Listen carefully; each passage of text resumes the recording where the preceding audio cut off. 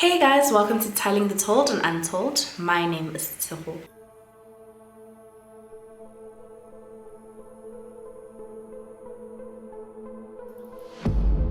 If you haven't heard yet, I started a podcast and I'm really excited. It's Telling the Told and Untold, just like the podcast version, and it will have all my cases from YouTube just in podcast format, but I'll also have podcast exclusives, so cases that you won't be able to find on this platform and you just will have to listen to it. The first episode came out last week Sunday and it is a serial killer case, so yeah, please check it out. I'll put the link in the description box below. Before we go straight into today's case, I do have to give you guys a content warning. In this video we do talk about assault, so if that's something you think you're not interested in watching, then this video probably isn't for you. So maybe you can watch some of my other videos or just wait for my next upload. For today's case, we're going all the way to Knysna, which is in the Western Cape, and you can find it along the scenic garden route. And Knysna has a very small murder rate, so when these series of murders took place in 2005, it shook the whole community. On the 13th of October, a homeless fisherman was on his way to the post office so that he could meet up with his brother, and on his way to the post office he would pass the St. Anglican Church, which is right next to the main road, and this main road runs through the whole of Knysna. So on his way to the post office, he was walking on the west side of the church where he noticed a white woman lying on the floor. So he just stopped for a second and looked at her and noticed that she wasn't moving at all, wasn't breathing, nothing. And immediately he turned around and went to the police station, which was about 100 meters away. It was really, really close. And once he got there, he immediately told police officers what he saw, and they arrived on the scene within minutes. The victim's body was lying behind a stump of a large tree, and also on the west side of the church property, just like on the border of it, there are double-story apartments. So where they found this victim's body, it seemed as though she had just been left there. So it's not as though she had been dumped there like it was a secondary location. It's like she was murdered there and just left there. She was found close to the main road, about 20 meters away, and also the people that lived in the flat all had a view of the murder scene. So if anyone had looked out of their window at the time of this murder taking place, they would have been a witness to it. So it was basically just a very risky place to commit a murder because the main road is right there as well as flats.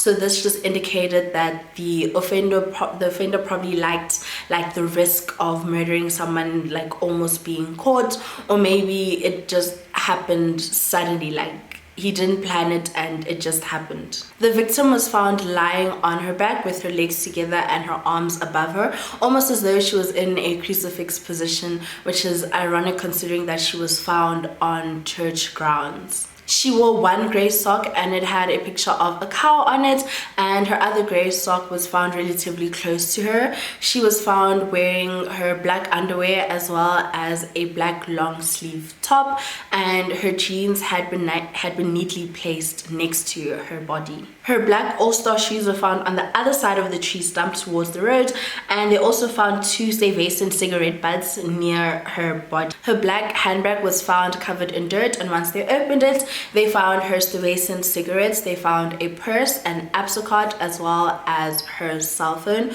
Police officers then concluded that this murder wasn't like robbery driven, like she wasn't like robbed and then murdered in the process, and because she was found partially clothed, they did believe that this murder had a sexual component to it. 22-year-old Mike Diaga lived in the flats that were bordering the church grounds, and he saw police officers and immediately he went to them because his roommate hadn't returned home the night before. So he went straight to the police officers and he told them that his roommate was missing, and she was 18-year-old Jessica Wheeler. Police officers then pulled him to the side and asked him to describe how she looked like, and he did, and then they asked him if he would be comfortable just looking at pictures that are taken of the body they had just found and identify whether it is Jessica or not. And he agreed, and as soon as they showed him the pictures, he immediately confirmed that the body that they had found did belong to 18-year-old Jessica Wheeler. Jessica and Mike had previously been romantically involved, but at the time of the murder, they were not in a relationship. They were strictly just roommates. Jessica and her parents were from Knysna, and after she had completed her high schooling at Knysna High School, she then started working at Cafe Sienna in town. That same day, Mike's statement was taken, and he told police officers that he had last seen Jessica early that morning when there was a knock on the door, or she had received a phone call from someone, and then she went outside, and that was the last time he had seen her. So in his statement, Mike described how he had seen Jessica the night before at around 11 p.m. at the door to their flat, and she was with one of her friends, Anita, and then Mike was on his way to the Zanzibar nightclub nearby. Jessica had called Anita at around 10:30 and asked her if she wanted to go out for drinks, and then they went to a restaurant called Harry B's, and straight after that they returned to the flat so that Jessica could change into a different set of clothing because they were gonna go out to a club called Zanzibar, and that's when Mike bumped into them at the door of the flat. Once they got to Zanzibar, Jessica and Anita bumped into Mike, and after a couple of minutes, Jessica then told them that she was headed to Stones, which was right across the street. So people that would go to Zanzibar or Stones would usually just go back and forth between the two because they were literally just like in front of each other. So they just go to this club and then see how the vibes were, and then go to the other club, and it was just a back and forth thing, which is usually what most people did. So she left them at Zanzibar, and then she went to Stones, and then at around 1:45 in the morning, Anita decided that she was heading home, and then she left. A short while after that, Jessica returned to Zanzibar, and she saw Mike, and Mike left I think a couple of minutes after that, and he went back to their flat, and Jessica was left alone.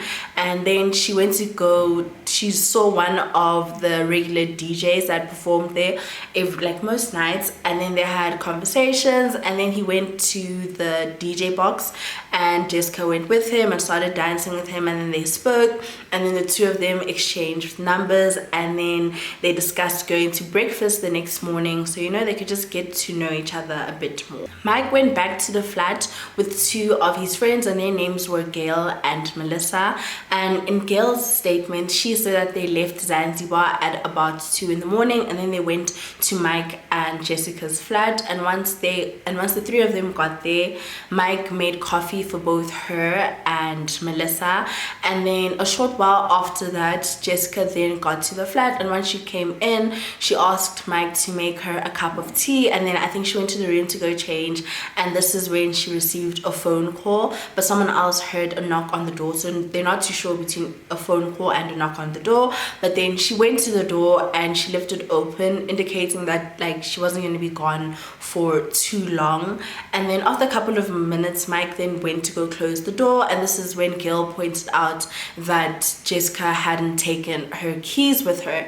And then Mike just said that he would send her a message, and indeed he did. He sent her a message at about 3 in the morning, letting her know that he left the door unlocked for whenever she came in. I forgot to mention that that same night was the first night that Gail and Melissa had met Jessica for the first time.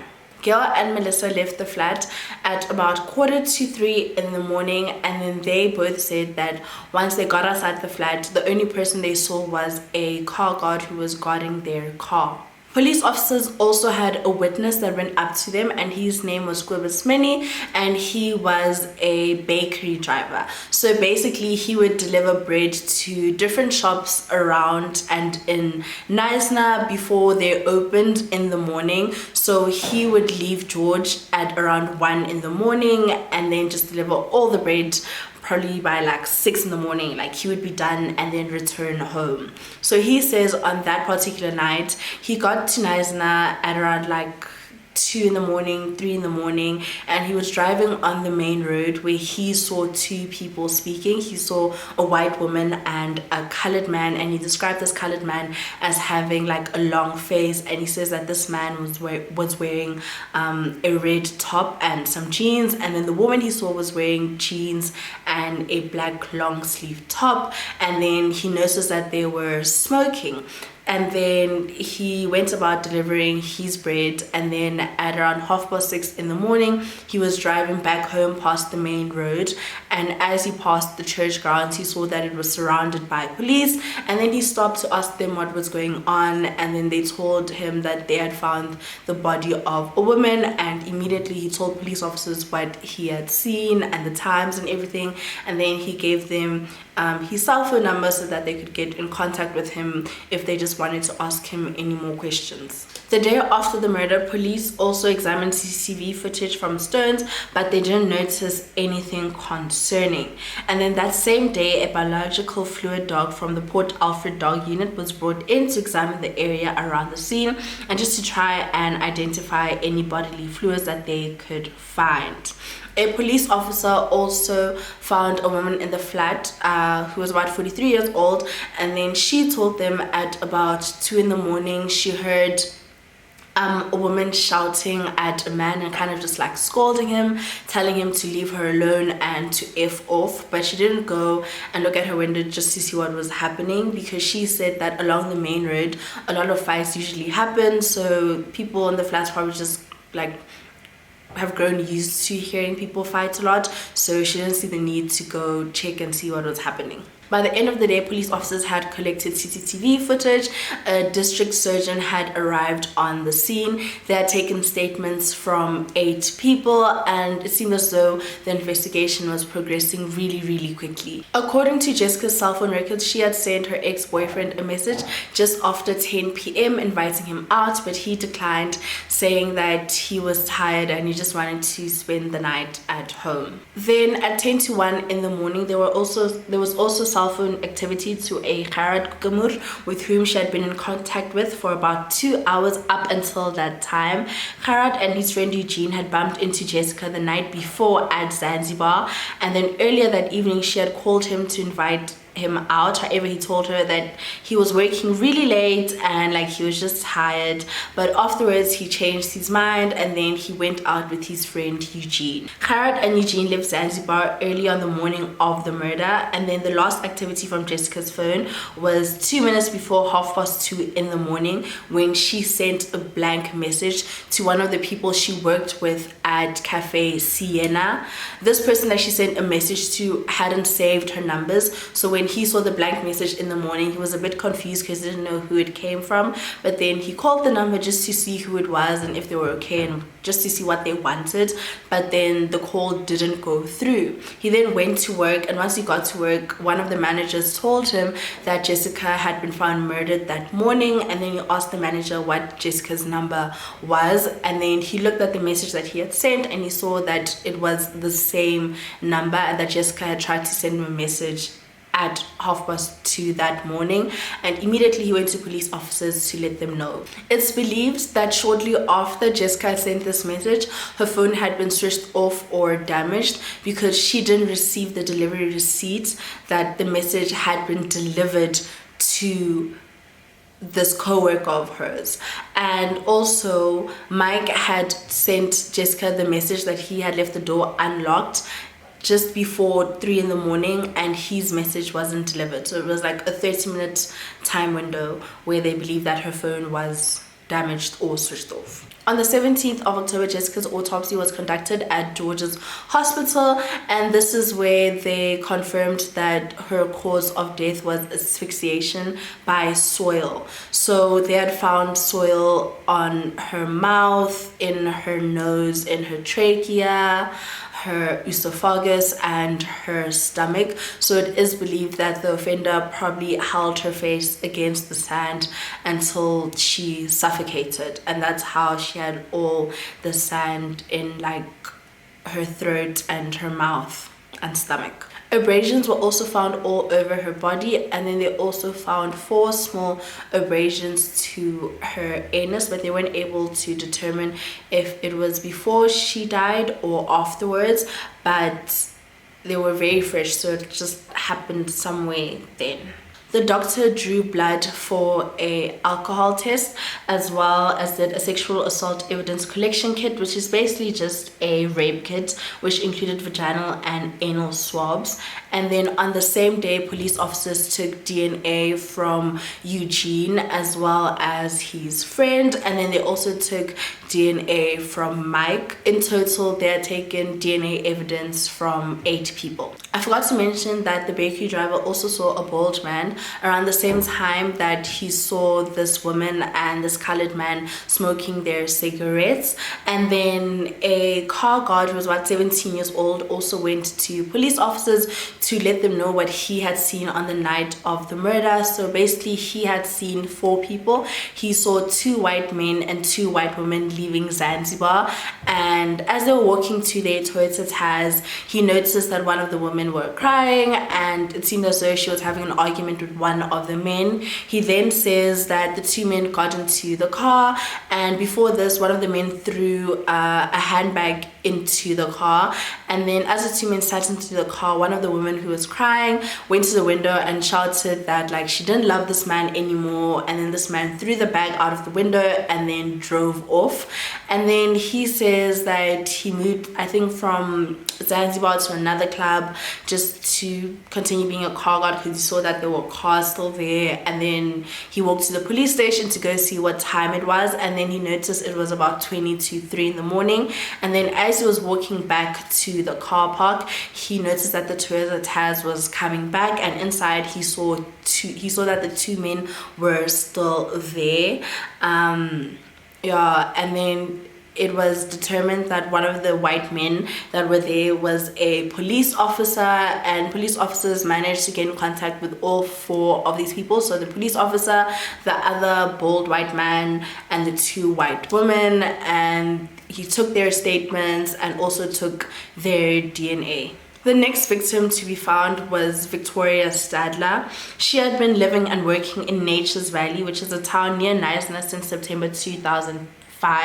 But before that, she lived in Port Elizabeth for 3 years, where she was a student at the PE Technikon. She had decided to move to Nature's Valley with a friend, Bronwyn. Victoria met Gabriel du Toit at the Stones nightclub on the 21st of October, and she saw him and thought that he was a bit cute, and she just wanted to chat to him. So Bronwyn, her friend, went to Gabriel and told him that she had a friend who thought he was cute and asked if like he wanted to speak to her.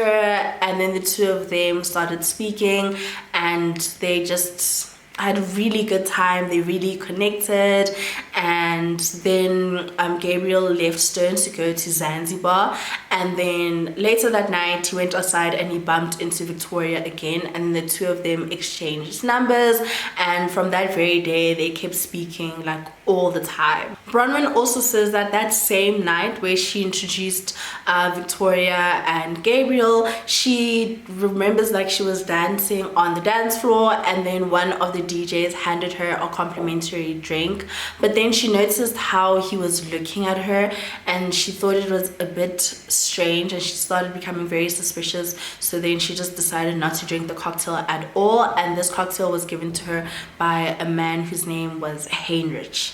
As Victoria and Gabriel kept speaking, a relationship developed, and then Victoria told Gabriel that she was having problems with her male roommate, and this was because her male roommate just had substance abuse issues, and it also seemed as though he might have been jealous of the relationship that was forming between Gabriel and Victoria, and Victoria just wanted to move out and just get her own place. But Gabriel suggested that instead of just staying in like this toxic environment that she was staying in with her roommates, she must move in with him until she could get like all her ducks in a row and she can find a place to stay.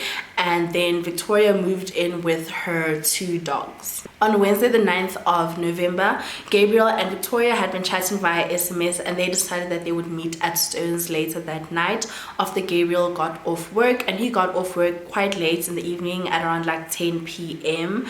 So then Gabriel went to Stone's with his sister as well as his sister's fiance. His name was Rooyen, and all 3 of them got there at the same time.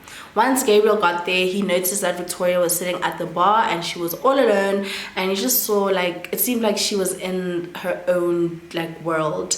And once he got there, she kind of just gave him a faint smile and hugged him, and he just thought it was because she would be moving out in about 2 days because she finally found a place to stay in Mossel Bay. So he thought that she was a bit sad because they wouldn't see each other as often, but she quickly just went back to her happy normal self. A short while later, Gabriel's sister and Rooyen then decided to go to Zanzibar. Gabriel then went to Victoria to ask if she wanted to go with, but she said that she didn't want to leave Stones yet. So the 2 of them sat at the bar, and then a couple of minutes later, one of the resident DJs went up to them, and his name was Heinrich. And Gabriel then introduced Heinrich and Victoria.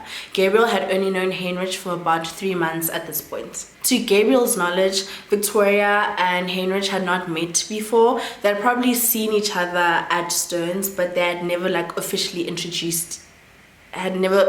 introduced to one another or had like a conversation. A little while later, Heinrich then went to the DJ box, and then Victoria went with him. While at the box, Gabriel's phone rang, and it was his sister who asked him to go to Zanzibar. He then went to the DJ box and asked Victoria if she wanted to go to Zanzibar, but again she said that she wasn't ready to leave. Gabriel then said that he was tired, so he was going to go to Zanzibar, and then he would go sleep at his sister's place that night, and then he told Victoria just to let him know when she got back to his flat. Before he left Stone's, Gabriel told Heinrich to keep an eye out on Victoria, and this was about 12:30. He then went across the street to Zanzibar, and once he got there, he went straight to the bar, and then he ordered 1 beer and then 1 shot, and then he tried calling Victoria, I think 2 times, but she didn't answer. And then about 11 minutes after he had left Stone's, he sent her a message and asked if she was still there, and then ended the message off with saying, "Moi, I actually really like you." Victoria didn't answer the message, and around the same time, Gabriel's sister said that she was keen to leave Zanzibar, and then he told him to just wait a second, that he was going to go to Stone's and check on Victoria because she wasn't answering her phone and wasn't replying to the message that he had sent. And once he got to Stone's, he looked around for her, but he didn't see her, but he did notice that Heinrich was still there. 3 minutes after he had sent the previous message asking if Victoria was still at Stone's, he sent her another message asking her to let him know when she got back to his flat, and then he met his sister outside as well as Rooyen, and then they went to a pub and grill called Old's Pub and Grill.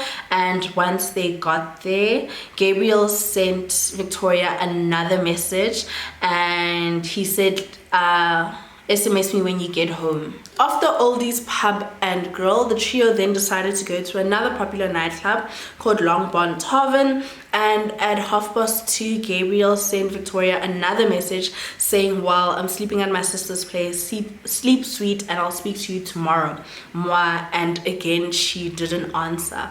On their way to Gabriel's sister's place, the trio then decided to stop at Gabriel's flat just so that they could check if Victoria got there safe, and maybe just see if she had just fallen asleep and that's why she wasn't replying to any of the messages or phone calls. But once they got there, the flat was locked, and Gabriel didn't have his key with him because Victoria had it.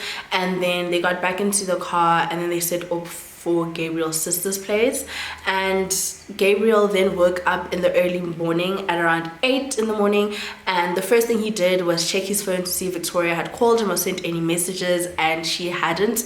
And he tried calling her, but the call didn't go through. It just said that the number wasn't available, and immediately he was really worried because he had last seen her at 12:30 and now it was 8 in the morning and he hadn't been able to get a hold of her. About 30 minutes after he had tried to call her, he then sent Victoria another message asking if she had gotten home safe, and then he later noticed that the message wasn't delivered.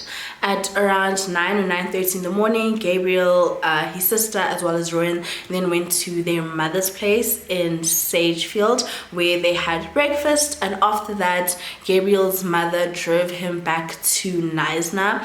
And then on their way back to Knysna, he remembered that Victoria had a dentist appointment that morning, so he called the doctor's rooms and they told him that Victoria hadn't turned up for her appointment. And Gabriel was just so worried because it was so unlike her. They then went to his flat, and again it was still locked and Victoria wasn't there. Gabriel then went to Stone's and asked one of the employees if she had seen Victoria, and this employee told him that she had last seen Victoria leaving Stone's with Heinrich the night before. So she offered to call Heinrich on the Stone's landline, and as soon as Heinrich answered, she gave the phone to Gabriel, and Gabriel asked him where Victoria was, and Heinrich basically just said that he didn't know, and that the last time he saw Victoria was when she dropped him off at Honley near the library, and then she had set off towards the N2. Gabriel ended the call, and then he and his mother went straight to Knysna SAPS where they were helped by a female police officer, and they tried to open a missing persons report, but then she told them that by law they had to wait 48 hours, which is a lie. It's incorrect. There is no law or regulation that says you have to wait 48 hours before you report someone missing. They did still give Gabriel a form to fill in. Afterwards, Gabriel called Bronwyn just to see if she knew where Victoria was, but she didn't. And then Gabriel and his mother went back to her home, and he was still so stressed and just really worried about Victoria. And then Thursday evening he went back to Stone's to go confront Heinrich about Victoria's whereabouts, just like wanting to know where she was, because obviously he was the last person who was seen with her. And then Heinrich told him the same story that he said over the phone, that Victoria had dropped him off in Honley near the library at about 2:30 in the morning, and then she got into a car and set off towards the N2, but he's not sure which direction she took, like if she turned like left or right, like he's not sure, but that was the last time he saw her. He then told Gabriel that when he spoke to police officers, he asked Gabriel to tell them that once Victoria dropped him off, he sent Gabriel a message saying that Victoria had just dropped him off, and then that she was on her way home. And Gabriel thought it was a bit strange because, like, why would I lie? Like, why would he lie to the police and say that he had sent him a message saying that Victoria dropped him off when that didn't happen? And then Heinrich basically just explained to him that, you know, if police officers hear that he was the last person to be seen with Victoria, he would get into a lot of trouble because of his history with police, and that he also said that he had left his yellow jacket in the back seat, and police officers would just find it a bit strange that his jacket was still there. It was still a bit weird, and Gabriel just didn't like that. I wouldn't like it either. Gabriel's sister then arrived at Stone's, and then Gabriel got into the car with her, and then they went back to Sedgefield where his mother stayed. And then the next morning he went to his flat again, but still it was locked and Victoria wasn't there.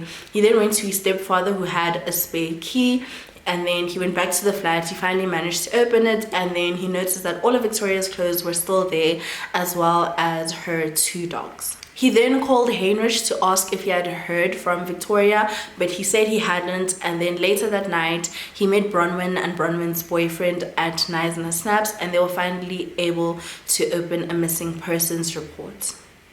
Afterwards, he got home and then he called the person that Victoria used to live with, just to ask if he knew where Victoria was. But like once this guy answered, like he shouted on the phone, like, where is she? What did you do with her? But this person just didn't answer and just dropped the phone call.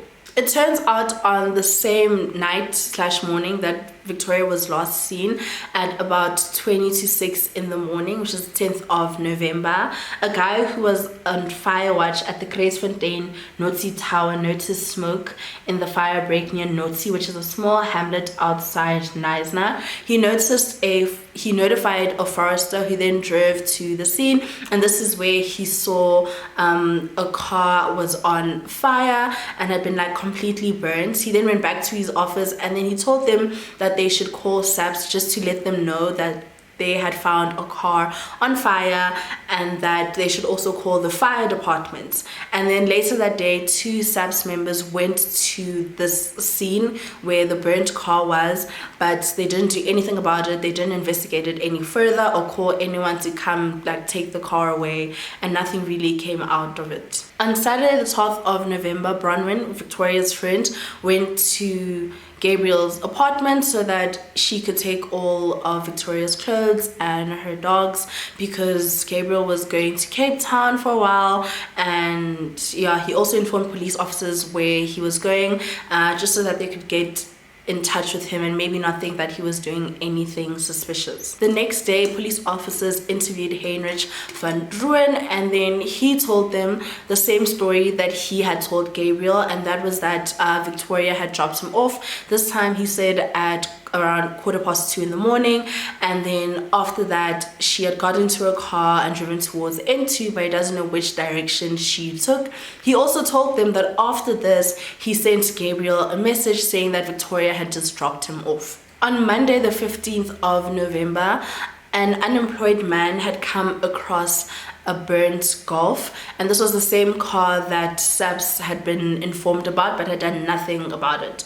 He was just looking for scraps of metal just so that he could exchange it for money, and he noticed that the car rims were still there, so he took them and then took them to like some dealership, whatever, or like scraps place, and then he exchanged it for money. He received about 109 rand, and then the next day he heard on radio that a girl was missing and that she was driving a Golf Volkswagen, and immediately he remembered the car that he had seen and then the rims that he had taken, and he immediately called police officers and told them about the car and where it was. The detective then went out to the scene, and then he confirmed that the car did belong to Victoria through the engine number. And then later that day, a dog unit arrived on the scene. They arrived at about 10 to 1, and it took them about like 10 minutes before the dogs started searching, and it literally just took them just over 10 minutes for them to find Victoria's body. She was found about 100 meters away from the car, and she was found with her bra on, but it was open in front, and then she had her white shirt which was like draped on the side of her arm, and that was partially burnt, and she was naked from the waist down. The district surgeon attended the scene, and immediately she covered Victoria's hands with like an envelope just to make sure that any DNA evidence they found under her fingernails would be preserved. And then they also took samples of the maggots they found on her decomposing body. Because of the missing persons report, after they found Victoria's body, Heinrich was immediately a suspect because he was the last person to be seen with Victoria. There were also similarities between Victoria's murder and Jessica's murder. Just like Jessica, Victoria was found partially naked, and because of this, her murder was also said to be a sexual murder. It was clear that her body had been in the car when the fire started, but she had been taken out of the car and then dragged away from it. And then later that day, Gabriel called Heinrich just to ask him if he had heard anything about Victoria and how the investigation was going. But Heinrich said that he hadn't heard anything. And literally a couple of minutes after that, Gabriel's mother received a phone call from her friend who told her that Heinrich had just called her to let her know that they had found Victoria's body. Which means that when they found Victoria's body, like when Gabriel had called him to ask about Victoria. He already knew that Victoria's body had been found, but he didn't say anything. On Wednesday, the 16th of November, an autopsy was conducted, and it was 1 day short of a month from when Jessica's autopsy had been conducted. Victoria's body was in an advanced stage of decomposition with severe maggot infestation. There were no scratches on her body, but she had a fractured hyoid bone in the neck, which is common with strangulation. Victoria's body also had patchy burns on the right side of her body. There were also no signs of soot in her trachea or bronchi, which means that she wasn't alive when the fire started in the car. And it also appeared as though she had been dragged. And just like Jessica, a rape kit was administered, and then police officers obtained a search warrant for Heinrich's house in Hornley. At around 8:30 in the morning, officers arrived at Heinrich's home armed with their search warrants, and then they also arrested him for the murder of Victoria Stadler. During the search, Heinrich also gave them the clothes that he was wearing that night, which included a red shirt as well as black pants. But then the shoes that he was wearing, as well as the jacket he was wearing, the CCTV footage were not found in the house. But he told police officers that they were probably at his dad's house. They then went to his dad's house, and there they found the shoes that he was wearing, but they didn't find the jacket. And this is when Heinrich said that the jacket was probably at Stone's. They then went to Stone's, but they didn't find the jacket. And then Heinrich seemingly remembered that he probably left it in the back of Victoria's car. But he already knew that because he literally told Gabriel that he had left his jacket in Victoria's car, and he didn't want police to suspect him. So he was just like leading them on like a wild goose chase. After his arrest, Heinrich was interviewed, and the interview took like less than an hour, and then he was taken back to his cell. But during this interview, he did tell police officers that he had met Victoria that same night, and then she had offered to take him home, and whilst they were in the car, she tried to kiss him and like make out with him, but he declined because he said that he had a girlfriend and he didn't want to cheat on his girlfriend. They then asked if any sexual activity took place that night, and he said no.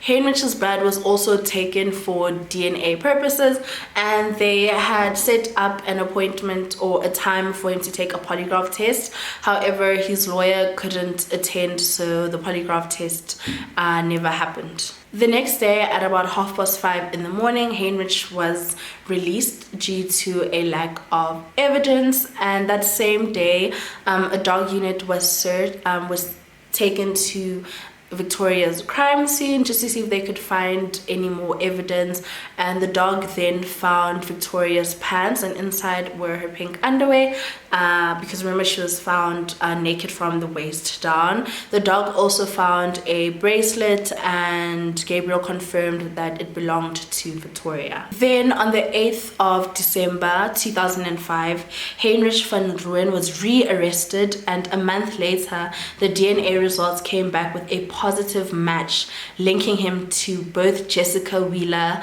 and Victoria Stadler's murder. So this would be a good time to tell you guys about Heinrich Van Rooyen. So at the time of the murder, Heinrich was only 23 years old, and he came from a prominent local family. His father had been the head of correctional services in Knysna, and his brother was a warder there. He completed his matric at Knysna High School, and Jessica also went to the same high school. He was also in a relationship, and he had 2 children aged 5 and 3 respectively, and he had been working at Stone since 2001. He started out as a barman, but as time went on, he asked if he could be a DJ there, and then that happened. He was also colored, but he was interested in white women, and his colleagues say that he was like very charming and he had a way with the ladies, but at the same time he had like such a huge ego and was so full of himself. He would tell his colleagues like that he has slept with countless of women countless of women, both local and foreign. He also told them that he had slept with about 36 women, and yeah, he was just really full of himself. In June 2003, he was arrested for possession of ecstasy tablets, and then the following year he was arrested on another drug-related charge, but both charges were provisionally withdrawn pending the outcome of the forensic analysis of the drugs. And then in 2005, a couple of months before the murders, he was found guilty of malicious injury to property and was fined 150 rand or 30 days in prison. 150 rand fine. He had also been under the influence of alcohol at the time of the incident. It seems as though Jessica and Heinrich had known each other for a couple of years. I did say that they did go to the same high school, and they were both also from Knysna. It is believed that Jessica and Heinrich started getting to know each other when Jessica was about in grade 10. There was also evidence that Heinrich had once spent a night at Jessica's place. So on this particular night they had been drinking, and then in the morning Jessica woke up and then she looked and then she noticed that Heinrich was asleep, and immediately she just looked at herself trying to see if she had all her clothes on, and then she told him that he should leave, but then he told her that she had invited him over to spend the night because it was too late for him to go to Hornley, like to go home. The next evening, Heinrich got to Stearns before Jessica, but once Jessica got there, they then went to one of the managers. His name was James Van Rooyen. He has no relation to Heinrich Van Rooyen, and they asked him to show them CCTV of the night before just to see how drunk they were. James also told police that almost every night, or the nights that Heinrich was working, he would be the one to drop Heinrich off in Hornley. But then on the night of Jessica's murder, he had taken another worker home. He hadn't taken Heinrich home, and then Heinrich told him later on that his dad picked him up and then took him home. And the manager thought it was a bit strange because his father had never picked him up, so he just found it a bit odd. Heinrich Van Rooyen's trial started almost 2 years after the first murder on the 5th of November 2007, and he was charged with the indecent assault and murder of Jessica Wheeler, the murder and attempted rape of Victoria Stadler, malicious injury to property for the burning of her vehicle, and obstruction of justice for asking Gabriel to tell the police that he had received an SMS from him to say that Victoria had dropped him off in Hornley. So first, let me start with his defense for Jessica Wheeler's murder. He denies that he had murdered or indecently assaulted Jessica, and admitted that on the evening of the 12th of October 2005 and in the early hours of the 13th, he was sporadically in conversation with her, and also said that at one point he and Jessica left Stearns and went to a place where they had consensual sex, and then afterwards he went back to Stearns and she went to Zanzibar. He then spoke to her at Zanzibar, left her there, and then never saw her again.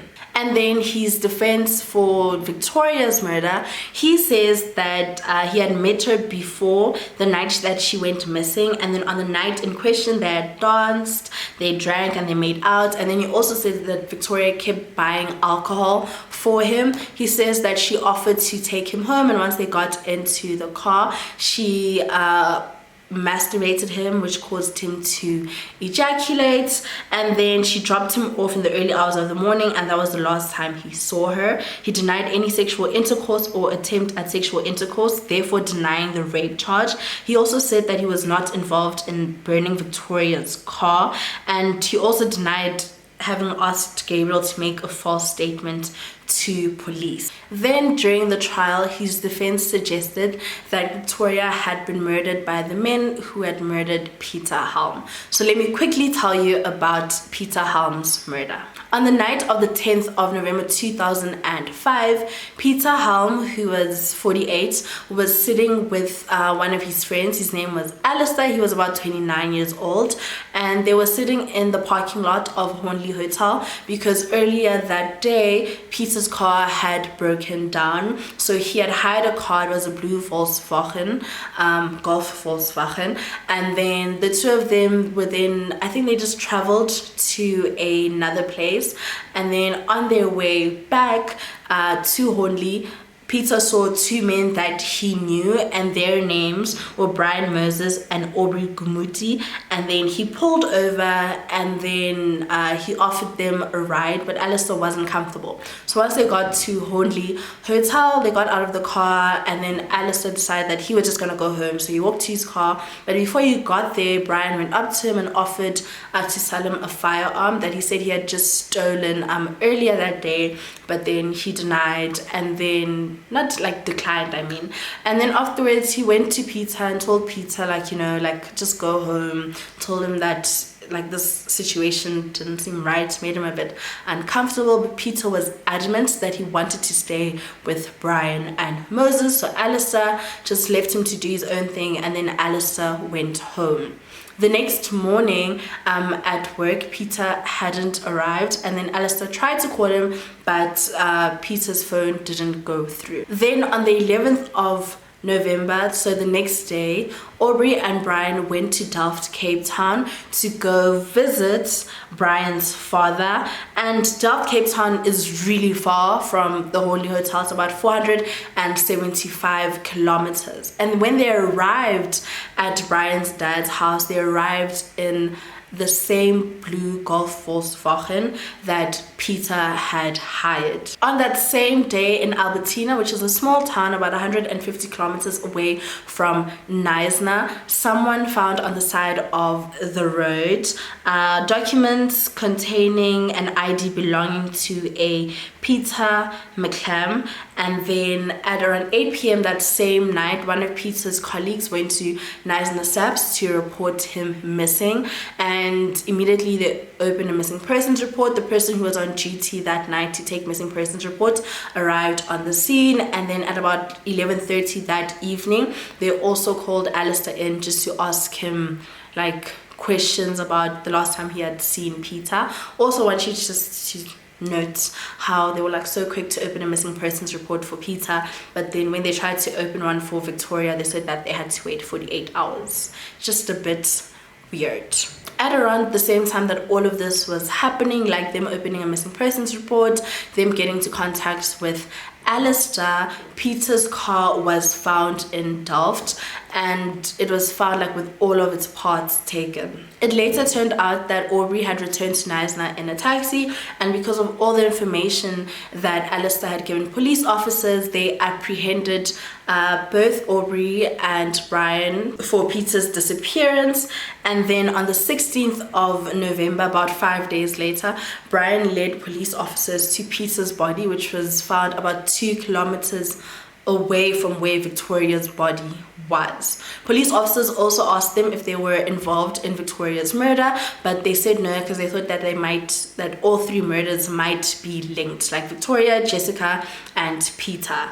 But it was determined that they weren't, and that it was just a coincidence that Peter was found 2 kilometers away from Victoria's body. So back to the trial. So basically Heinrich's defense was just that Victoria's murder was more similar to Peter's and not Jessica's. I don't know why they would say that. Like, maybe they were saying that he killed Jessica but he didn't kill Victoria, because the perpetrators that had killed Peter probably killed Victoria because they were found 2 kilometers away from each other, and also because they were like killed around the same time, like on the same day, and like circumstances were kind of similar, even though those people had confessed. So it's like, no, wasn't by the same person. The forensic science laboratory also testified that the amount of DNA found on Jessica's fingernails indicated that she had been fighting Heinrich off. And on the same morning where Jessica had been killed,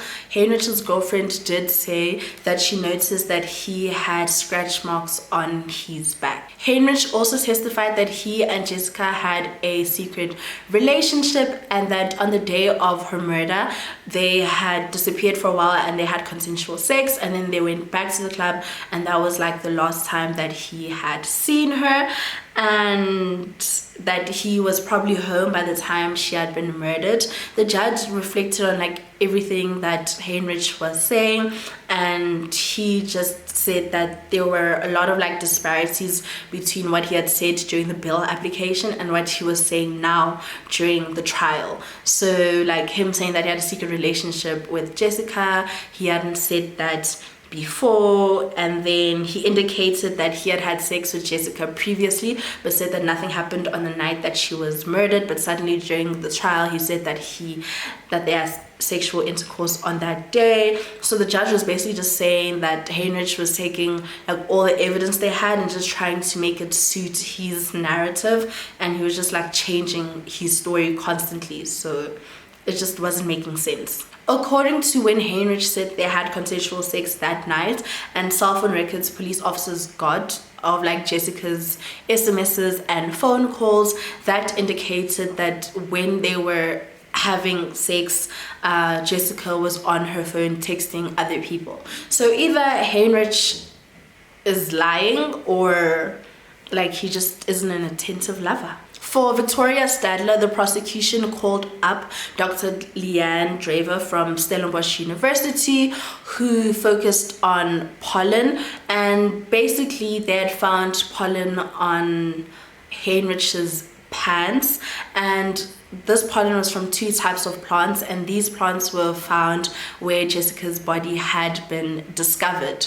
Heinrich's defense tried to say that the pollen that they found on Heinrich's pants was probably from like his everyday life, him just like walking past like trees and plants, but Dr. Dreyer said that this type of pollen is not the one that's like airborne, like the one that you probably get like allergies from like every time like it's spring. Like it's only for like these specific plants, and the only way it can get onto your pants is if like you rub against it. So the amount of pollen he had on his pants indicated that like he was walking through this dense amount of pollen. Then Dr. Gerrit Labuschagne took the stand, and he was basically giving them a linkage analysis or case linkage. So basically this case linkage rests on 2 assumptions. The first one is that an offender will display some consistency in his or her behavior across a series of offenses. And the second thing is that there is sufficient variation, distinction between offenders that allows for them to be set apart from one another. Once there are similarities, they then have to determine if they are due to coincidence or other factors. So, for example, if multiple murder victims are found lying on their backs, it's not anything like big, like it's not like a signature, so it probably doesn't mean like they were all murdered by the same person. I hope that makes sense. So once similarities have been determined from different murders, they can then look at other things such as like geographical linkage. So for example, if someone was found murdered in like Rustenburg and then someone else was found murdered in Cape Town, but like they have a lot of things in common, it was most likely not committed by the same offender because they're like so far apart. So let's go straight into the linkages that Dr. Labuschagne had. The first one was tools. Both women had been killed by the perpetrator's hands. The second thing is the cause of death. They both died by asphyxiation.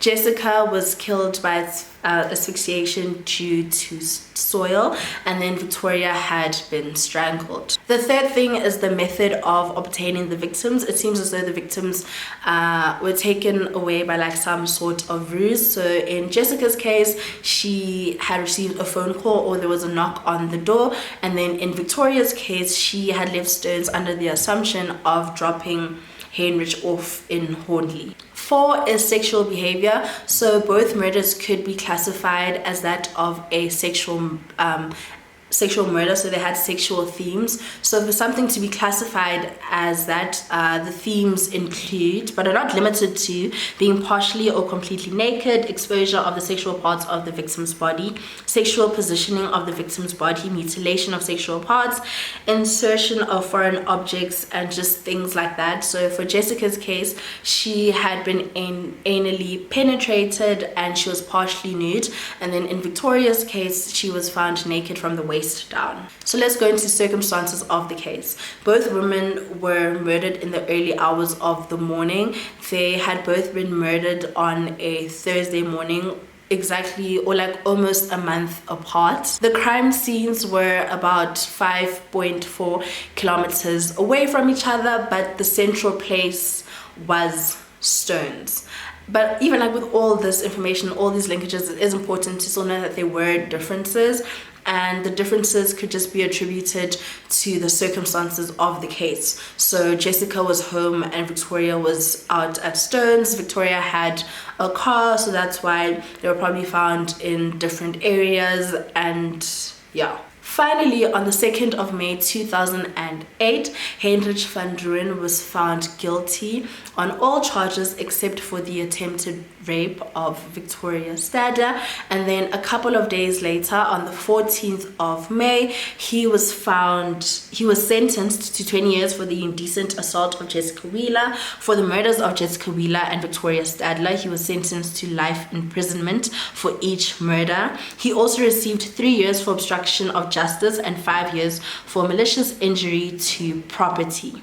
Then in 2005, new evidence came out that led some people, as well as Heinrich's family, to believe that he was innocent and falsely found guilty for Jessica and Victoria's murder. They believe that it's not a coincidence that Victoria and Peter were killed on the same day, were found in the same area, were driving the same cars. They don't think that's a coincidence. They also believe that there was police corruption and that police officers didn't follow all the protocols, and that they just tried to find evidence to find Heinrich guilty, even though there was DNA analysis. Police officers had multiple people that they interviewed, they had multiple suspects, and just turned out that one of the suspects was actually the murderer.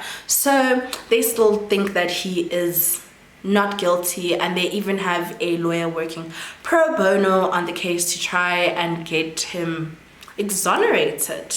As of this recording, Heinrich Van Rooyen has appealed his sentence, I think 2 times, and was denied both times, and he is still serving his sentence.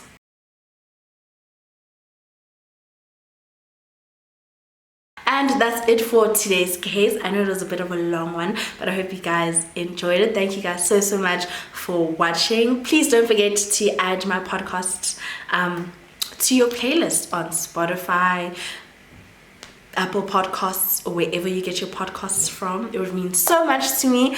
And please don't forget to like, subscribe, comment. It means a lot, and it does a lot for me. And yeah, I'll see you guys next time.